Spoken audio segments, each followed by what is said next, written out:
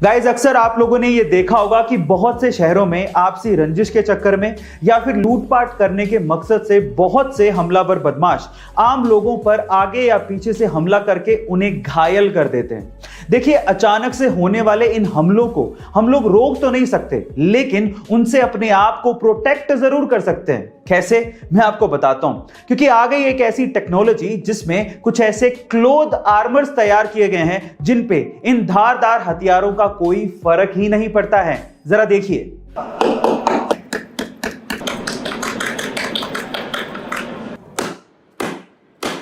तो गाइस, अब अचानक हुए इन हमलों से हम अपने आप को बचा सकते हैं अगर ये आर्मर क्लोथिंग हमें मिल जाए तो। आपका इसके बारे में क्या ख्याल है, कमेंट सेक्शन में जरूर लिखिएगा। और ऐसे अमेजिंग वीडियोस के लिए शेयर, सब्सक्राइब एंड लाइक। मिलता है अगली वीडियो में।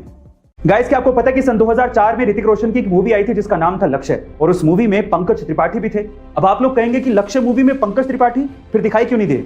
एक्चुअली हुआ कुछ यूं कि सन 2004 के आसपास पंकज त्रिपाठी बॉलीवुड में काफी ज्यादा स्ट्रगल कर रहे थे और इस मूवी के लिए उन्होंने बकायदा ऑडिशन दिया था और सिलेक्ट भी हुए थे। और उसके बाद ऋतिक रोशन के साथ उन्होंने कुछ सीन्स को शूट भी किया था। और शूटिंग खत्म होने के बाद उनके गांव में चर्चा फैल गई कि गांव का लड़का ऋतिक रोशन के साथ मूवी में आने वाला है। इनफैक्ट वहां के लोकल अखबार में छप भी गया।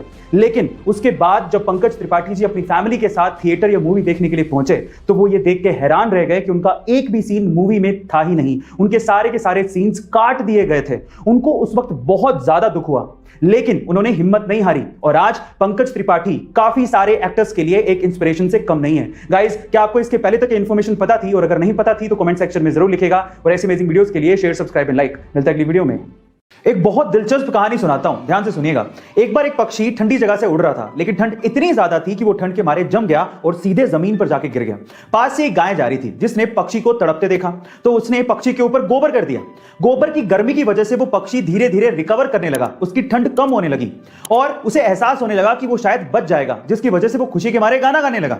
पर उसके गाने को गलती से किसी बिल्ली ने सुन लिया। बिल्ली ने देखा कि आवाज कहां से आ रही है, तब उसे समझ में आया कि गोबर में एक पक्षी है जो गा रहा है। तो उसने गोबर से पक्षी को बाहर निकाला और खा गया।